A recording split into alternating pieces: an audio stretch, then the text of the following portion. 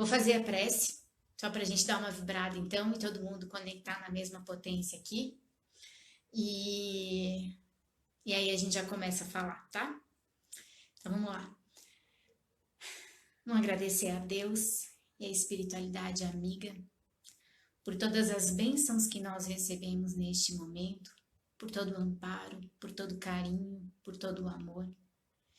E que a luz que desce do mais alto, enviada pelo Mestre Jesus para dentro dos nossos lares, iluminando os nossos familiares, seja a mesma luz que nós sentimos aquecer os nossos corações neste momento, unindo cada um de nós em pensamentos de bondade, de harmonia e de paz, unindo cada um de nós no sentimento da saúde, da abundância e da prosperidade. Que essa luz se mantenha conosco, vibrando na nossa paz e no nosso equilíbrio, hoje e sempre. Que assim seja. Então tá. Então a gente vai começar. Eu tô tão chateada que eu não vou fazer minha apresentação, vocês não vão ver minha apresentação. Mas ok. Eu abri o Evangelho hoje e o título da palestra é sempre, né, o Evangelho na prática. E a minha intenção é, por que eu não coloco o capítulo do Evangelho? Porque é abrir o Evangelho aleatoriamente no dia e ver o que ele está trazendo e trabalhar em cima disso, tá? E aí hoje, eu tô vendo minha apresentação da tão linda. Vou mostrar pra vocês, espera.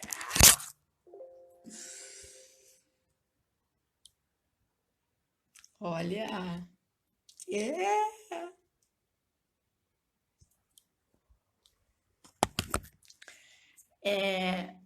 e abriu, gente, no capítulo 8, deixar vir a minhas criancinhas. E aí ele fala logo no início, bem-aventurados os que têm puro o coração, porque verão a Deus. Apresentaram-lhe então algumas crianças, a fim de que ele a tocasse. E como seus discípulos afastassem com palavras ásperas o que lhe as apresentavam, Jesus, vendo isso, zangou-se e lhes disse: deixar vir a minhas criancinhas, e não as impeçais, porquanto o reino dos céus é para os que se lhes assemelham. Digo-vos, em verdade, que aquele que não receber o reino de Deus como uma criança, nele não entrará. E depois de as abraçar, abençoou-as impondo-lhe as mãos. E aí ele continua falando. A pureza do coração é inseparável da simplicidade e da humildade. Exclui toda ideia de egoísmo e de orgulho. Por isso é que Jesus toma a infância como emblema dessa pureza, do mesmo modo que a tomou como da humildade. Então eu não vou entrar no mérito aqui desse capítulo, da parte em que ele fala do porquê que ele escolheu a criança, todo o desenrolar que tem dentro do capítulo. O que eu vou pegar aqui para a gente esmiuçar e trazer para a nossa realidade? A pureza do coração é inseparável da simplicidade e da humildade. Exclui toda ideia de egoísmo e de orgulho. Então, quando ele fala isso, ele está colocando ali a condição daqueles que têm acesso livre ao reino do Pai dele, que é o reino que está nos céus. Deixe vir a minhas criancinhas, porque delas é o reino dos céus.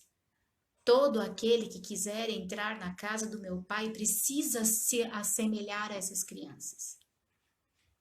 O que essas crianças são? Num primeiro estágio da infância, elas possuem a pureza de não ter a lembrança das suas imperfeições das vidas pretéritas. A criança na primeira infância, ela é humilde, porque ela depende de todo mundo, ela é simples. Ela não trabalha no egoísmo, ela não tem o orgulho. Claro que depois de uma certa idade, né, isso começa a se mostrar assim na característica dela, de alguns seres humanos, mas na primeira infância, a criança não demonstra, ela é pura. Ela é aquele ser que está ali recebendo informação, e é a melhor fase que os pais têm para conseguir trabalhar, né? E criar, conseguir moldar um pouquinho as preferências, as características desse ser humano que vai crescer, que vai socializar, que vai construir várias coisas. Hoje eu sequei meu cabelo com secador, vocês viram? Fiquei com inveja da Luciana Canguçu, com aqueles cabelão dela nas palestras dela. Fui lá e sequei meu cabelo com secador para ficar bita. Meu pai disse que eu já sou bonita, vou ficar mais bita ainda. Enfim, voltando para cá. Ninguém merece, né? Então eu tirei essa parte do Evangelho segundo o Espiritismo, deixar vir as minhas criancinhas para a gente trabalhar isso. O reino de Deus como uma criança, se o ser humano não se comportar da mesma forma, ele não entra. E o que é isso? Pureza no coração, que é inseparável da simplicidade, da humildade. Exclui toda ideia de egoísmo e de orgulho. Então, em cima disso é que a gente vai conversar. Aí eu fui lá no livro do Paulo Estevam, que eu tô relendo agora, acho que sei lá quantas vezes que eu já fiz isso, mas até comentei com vocês que eu tô num momento muito ideal para essa leitura.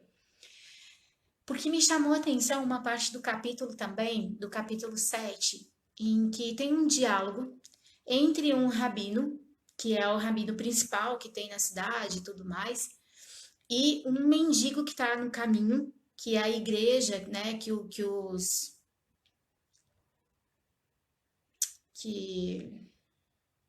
esqueci o nome dos caras, que os seguidores de Jesus fundaram para atender os leprosos, os abandonados, os órfãos, os mendigos, né? Todos aqueles que necessitavam de algum tipo de apoio que a sociedade excluía. E aí estava rolando aquele lance de perseguição, de matar todo mundo, porque não queriam que a ideia de Jesus, Jesus tinha recentemente sido crucificado, e aí não queriam que as ideias de Jesus propagassem, porque eles achavam que as ideias de Jesus iam contra os ensinamentos de Moisés, né?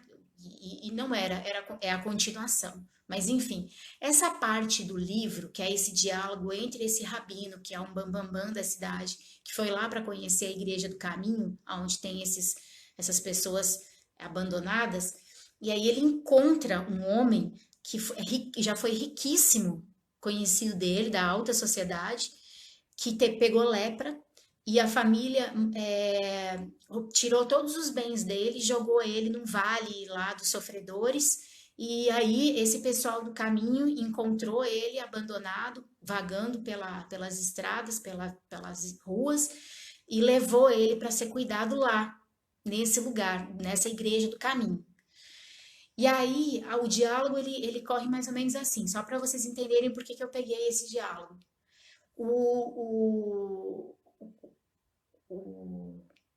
O Samônio, que é o que está com lepra, o que foi abandonado pela família, ele fala o seguinte para esse outro cara: o leito de dor é um campo de ensinamentos sublimes e luminosos. Nele, a alma exausta vai estimando no corpo a função de uma túnica. Tudo que se refira à vestimenta vai perdendo consequentemente de importância. Ou seja, o corpo físico vai perdendo importância. Isso na dor, no leito da dor. Tudo que se refira, persevera contudo a nossa realidade espiritual. Aí eu até grifei. Os antigos afirmavam que somos deuses. Na minha situação atual, tenho a perfeita impressão de que somos deuses projetados num turbilhão de pó. Aí eu grifei de novo. Apesar das chagas pustulentas que me segregaram das afeições mais queridas, penso, quero e amo.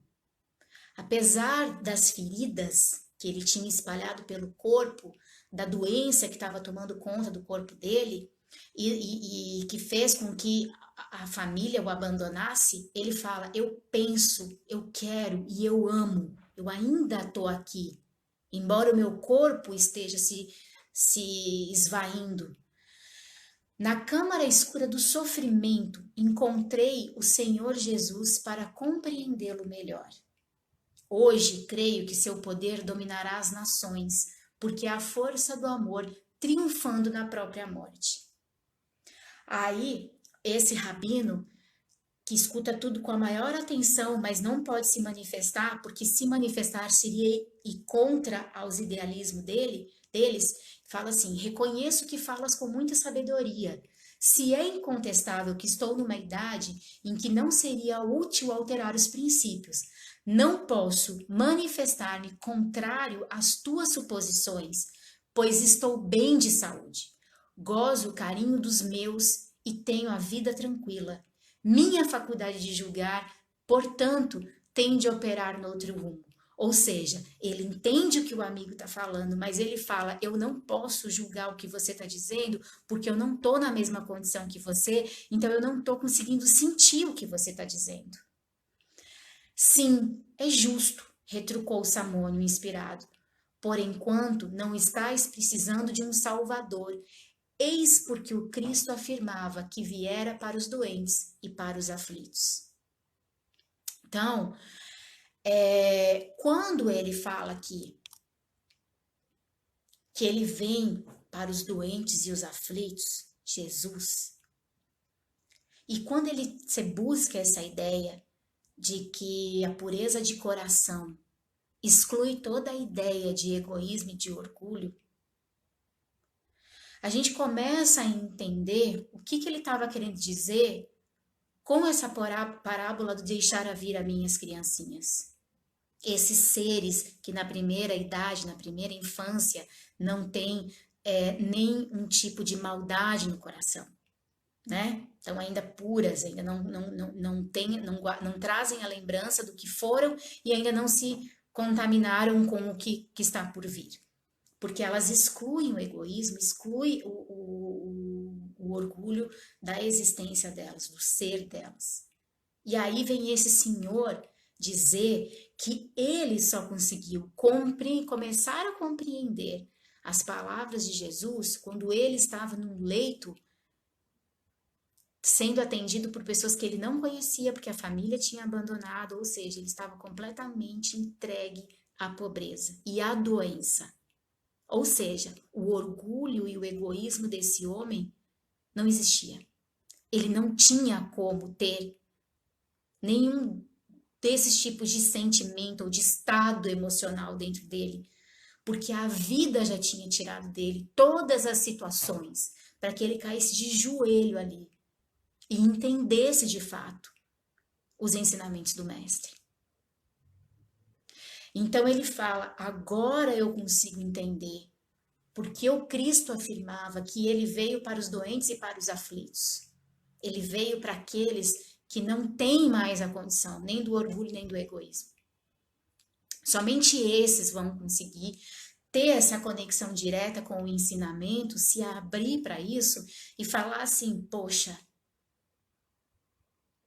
isso aqui faz sentido para a minha vida.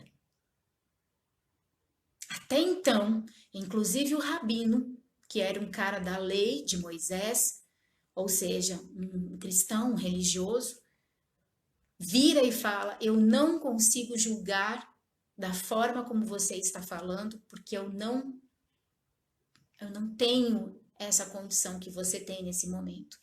Só que ele vai embora de lá, levando as escrituras, levando todo o testemunho, né, da nova lei de Jesus e tudo mais, para estudar. E quando ele estuda isso, ele fica tão impactado que ele abandona as coisas dele, sai caminhando pelo deserto, porque ele precisa interiorizar aquilo.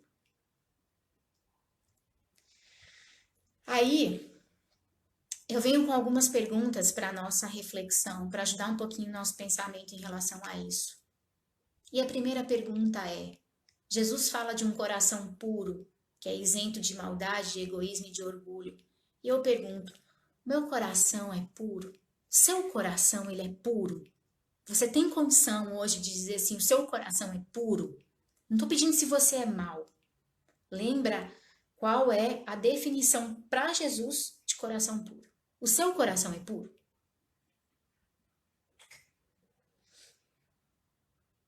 Tenho condições de afirmar que excluo da minha existência todo o egoísmo e todo o orgulho?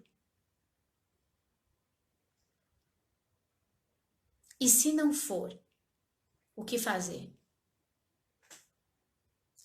Por que eu acesso Jesus somente quando eu estou mal? Por que eu não consigo acessar Jesus? Quando tá tudo bem, quando tá tudo legal, quando me falta dinheiro, quando a família tá ok, quando a saúde tá ok, quando o trabalho tá ok. O acesso, esse acesso direto de amor, de devoção, de quem compreende, não de quem pede, é de quem compreende o que eu estou passando porque é que nem aquele senhor com lepra, abandonado pela família. E se não for? Se o meu coração não for puro, o que eu faço? Eu me desespero? Eu choro? Eu me culpo? Eu me cobro? Eu acho que eu não tenho mais jeito? Não. Nem pensar. Eu assumo a minha condição humana de estar nesse plano para refazer, para me ressignificar, para me reconstruir. E eu entendo que Jesus nesse momento está comigo para me ajudar a enxergar tudo isso com olhos muito sinceros da condição de quem eu sou hoje, do que eu dou conta de fazer hoje, mas sem descanso para querer receber tudo de graça. E aí tem uma passagem também que é de Jeremias que fala assim: buscar-me-eis e me achareis, quando me buscardes de todo o vosso coração. Não vamos esperar sermos os doentes e os aflitos para encontrar Jesus. Na verdade, doentes e aflitos nós já somos. Não vamos deixar essa condição piorar ainda mais, não. Porque doente e aflito a gente já é. Então, não ter o coração... Quem é coração puro, gente? Quem foi a única pessoa no mundo que já teve o coração completamente puro? Jesus. O único. E nenhum de nós aqui está em condições de se equiparar a ele. Ninguém quer também isso. Mas eu acho que começar a trabalhar tendo esse panorama, essa visão, toda essa situação mapeada no território da nossa vida, faz com que a gente saiba onde está pisando, desconstrua essa ilusão de que eu sou um sofredor. Eu não sou um sofredor. Eu sou uma pessoa muito bem amparada, muito bem protegida. Eu preciso desenvolver em mim essa relação direta com o Cristo. Eu preciso parar de buscar, através das ferramentas externas, a única situação que vai me colocar de frente com tudo isso que eu estou vivendo, sem me rebaixar para a situação de vítima. Aí ontem no nosso Evangelho no Lar, a gente falava sobre isso, de todas as situações que a gente busca no externo e vibrando muito nessa ideia dos ensinamentos do Mestre Jesus, na superficialidade. Eu acho que para eu compreender a vida, eu preciso compreender tudo que está fora. E eu nunca vou conseguir compreender, porque compreender a vida é compreender esses ensinamentos do Mestre Jesus. E a gente tem que parar de ter vergonha de falar o nome dele. A gente tem que parar de ter vergonha de conversar sobre ele. Ele é o único, todo o evangelho, tudo que o Espiritismo está trazendo para a gente como referência de comportamento e de conduta. Porque os espíritos estão pegando todas essas parábolas que a gente sempre achou mirabolantes de dentro da Bíblia e esmiuçando elas e assim, jogando ela na nossa cara.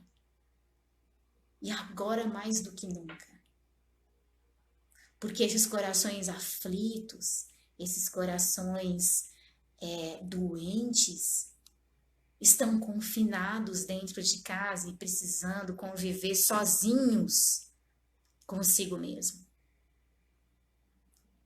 E aí Jesus disse: buscar-me-eis e me achareis quando me buscardes de todo o vosso coração. E eu não consigo buscar ele de todo o coração, envolvida com tudo que está vibrando e girando ao redor do mundo.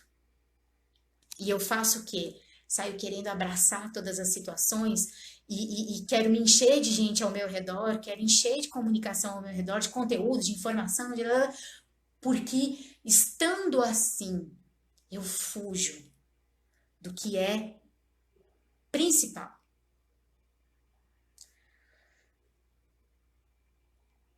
Porque quando, nessa pergunta que eu fiz, por que eu acesso Jesus somente quando eu estou mal?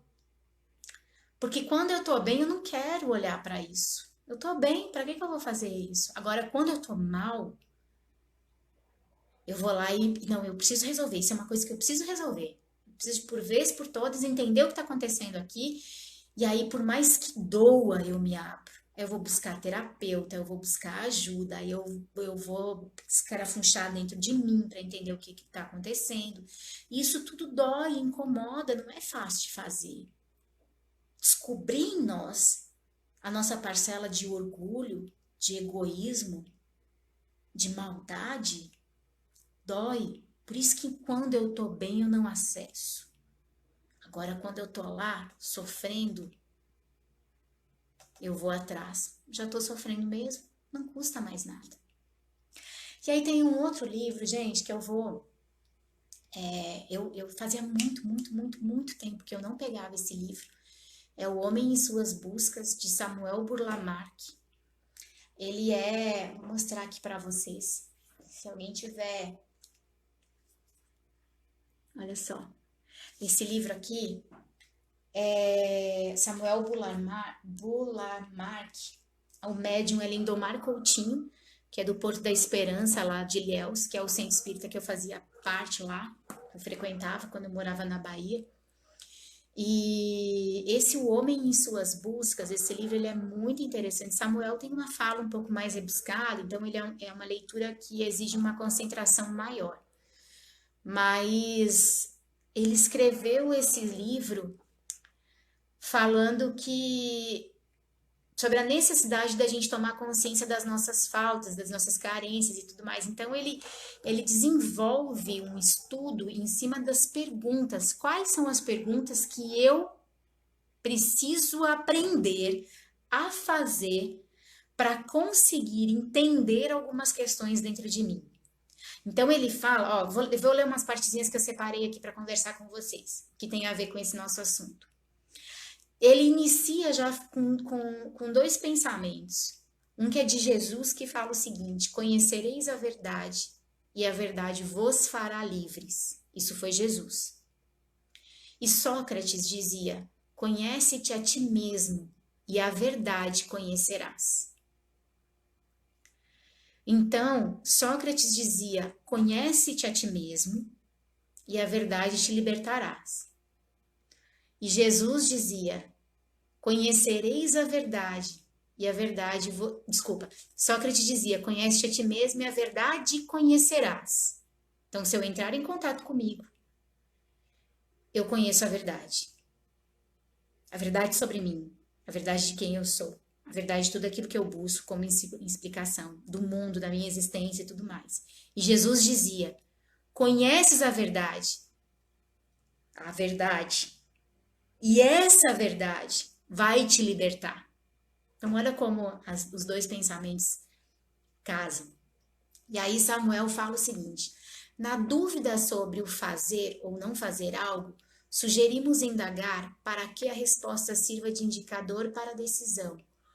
Como eu vou conseguir conviver com isso? Fiz de mim, descobri a minha verdade. Se eu tiver que fazer uma pergunta do que fazer com isso, a pergunta é: como eu vou conseguir conviver com isso? E aí eu decido se eu deixo isso para lá ou se eu resolvo isso dentro de mim. E aí ele fala também o seguinte: o enfrentamento faz parte da vida. O lançar-se em busca da própria realização existencial e transcendental é permitir-se viver a angústia básica de todo e qualquer buscador. Então, qual é a diferença? Uns irão sofrer com isso, outros não. Uns vão sofrer com esse caminho de agora talvez ter que começar a conviver consigo mesmo. Outros não. Uns vão sofrer com a descoberta da sua verdade interior. Outros não. E eu acho aqui, gente, que a escolha ela é totalmente particular, íntima. Se você quer sofrer com isso ou não. Perfeito ninguém é. Defeito todo mundo tem, uns mais, outros menos. Ficar culpando, julgando, exigindo, é só transferir para o outro uma responsabilidade que é nossa. Você tem que escolher. A verdade está aí, sendo jorrada na sua cara o tempo todo. Ah, eu não, Nicéia, não consegui. Não? Então tá, você consegue ficar sozinha? Tá tranquilo ficar sozinha? Está vivendo bem? Você mesmo? Ou você está surtando? Se você estiver surtando, tem muita coisa aí dentro precisando ser resolvida. Se você está bem, você já está com um passo bem adiantado. Ainda deve ter muita coisa para resolver, porque a gente não é perfeito. Nosso coração não é puro, 100% que nem o de Jesus. Nem queremos ter essa pretensão. A gente quer melhorar um pouco, quer ser um pouco melhor. Para a gente mesmo, em primeiro lugar, para depois a gente ser melhor para as outras pessoas também que convivem conosco. Mas a diferença é desse enfrentamento que faz parte da vida. Permitir-se viver a angústia básica de todo e qualquer buscador. A nossa essência é de sermos buscadores de respostas, criadores de novas realidades para nós, para nossa sociedade. É o nosso compromisso. Qual a diferença? Uns vão sofrer com isso, outros não. Aí, ele fala também aqui, dentro do Evangelho, meus bem-amados, eis o tempo em que os erros explicados se tornarão verdades. Nós vos ensinaremos o sentido exato das parábolas e vos mostraremos a correlação poderosa ligando o que foi e o que é. Digo-vos em verdade, a manifestação espírita alarga o horizonte, e eis seu enviado, que vai resplandecer como o sol sobre o cume dos montes. Isso está em João Evangelista, Paris, 1863. Eis o tempo em que os erros explicados se tornarão verdades. Nós vos ensinaremos o sentido exato das parábolas e vos mostraremos a correlação poderosa, ligando o que foi e o que é. A gente vive numa constante no universo do que foi e do que é. E a gente insiste em se preocupar com o que virá. O que virá não interessa. O que importa é o que foi e o que é. O que foi nos ensina. O que é nos atualiza, como se fosse uma versão nova. Sabe? Aplicativo que tem atualização o tempo todo? Versão nova. Então, o que foi? Atualiza para o que é. O que você foi que você não gostaria mais de ser? O que vibra dentro de você que te angustia, que aperta seu peito, que te incomoda, que te faz ser uma pessoa nervosa, irritada, explosiva? Atualiza isso no seu sistema e permite que isso se ressignifique. Não joga isso para baixo do tapete, não tenta aniquilar isso. Isso faz parte de você, quem você é. Nós somos aqueles corações aflitos e doentes que Jesus veio para salvar. Nós somos eles. Então é para nós tudo isso aqui que está acontecendo. É para nós que ele veio falar. Ele é o nosso remédio, enquanto humanidade, enquanto seres humanos. A gente precisa tomar essa medicação. Apaziguar o nosso coração, aceitar as nossas dificuldades, trabalhar nelas sem querer esgotá-las nessa vida, mas identificá-las e fazer com que elas nos ajudem a crescer. Eu preciso olhar para isso com coragem, com amor, com perseverança e falar: isso aqui sou eu. E por mais que me doa num primeiro momento, eu falo assim: ok, passou, eu tenho condições de fazer diferente. Aí eu lembrei, não lembro se foi esse mês passado, uma palestra do Gustavo Cury aqui da SED, que ele falou assim: nossa, às vezes eu paro assim, fico pensando em algumas coisas que eu já fiz. Aí eu caí na besteira de falar: poxa, por que que eu me comportei daquele jeito?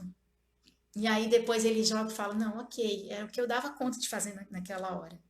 E é isso. Corta o seu cordão umbilical com aquilo que te fez sofrer ou fez outras pessoas sofrerem, da forma como você se comportou. Olha para aquilo como uma situação de aprendizado e aprende com aquilo.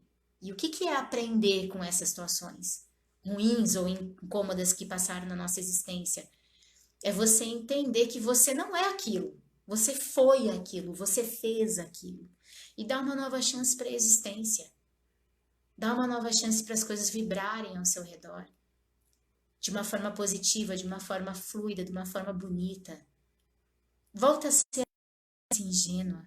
Volta a ser aquela criança pura, livre de egoísmo, livre de orgulho, que Jesus fala que é quem merece o reino dos céus.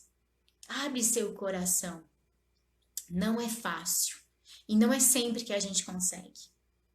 Mas eu volto a dizer, a gente está aqui para isso. Essa é uma escola. Eu vou errar, eu vou acertar, eu vou errar, eu vou acertar de novo, quantas vezes for preciso. Até chegar uma hora em que eu não vou mais entrar no erro. Embora eu perceba que eu possa estar começando, eu não vou pisar no erro. Eu vou conseguir olhar de fora e falar assim: esse terreno aqui eu já conheço. Deixa eu tentar fazer diferente. E às vezes eu vou conseguir fazer diferente, às vezes não. Paciência. Recolhe de novo dentro de você, busca dentro de você essa conexão direta com o Mestre Jesus, com os ensinamentos dele. É direto, gente. E aí também, voltando a falar aquilo que a gente já conversou ontem no nosso Evangelho do Lar, ninguém vai te ensinar. Por mais que existam os livros, por mais que existam os espíritos falando, por mais que existam as preces, as orações, as igrejas, os templos, as meditações, todos esses instrumentos que a gente tem na nossa vida para poder fazer diferente, essa conexão ninguém te ensina. E aí lembra daquele senhor, vou pegar o nome dele aqui para não deixar ele sem nome, Samônio, lá na igreja do caminho, lá em Jerusalém, cheio de lepra, abandonado pela família, passando fome, passando frio, passando humilhação. Ele rebaixou a existência dele e ali ele conseguiu encontrar essa coexistência dele enquanto ser humano com os ensinamentos do mestre. Aquilo serviu como uma roupa leve, limpa, cheirosa, que ele vestiu. Isso trouxe para ele uma sensação de paz, de harmonia, de esperança, porque como ele mesmo disse, apesar das chagas pustulentas que me segregaram das afeições mais queridas, penso, quero e amo. Pensar, querer e amar é da condição humana. E a gente vai levar isso em em todas as esferas da nossa existência, material, espiritual, seja ela qual for. E é ali que eu descubro o sentido da minha vida. Ele descobriu ali, através dos ensinamentos do Mestre. Eu queria falar um pouquinho mais sobre esse livro aqui, mas ele é um pouquinho complexo. Eu tenho um pouco de medo de falar mais e ele dá uma complicada. Então eu vou parar por aqui.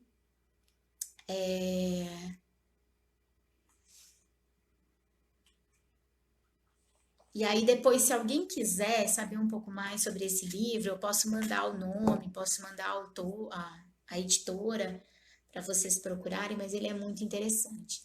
Mas eu acho que essa mensagem principal do Evangelho, falando do vinde a mim, deixe vir a mim as criancinhas, é isso, sabe?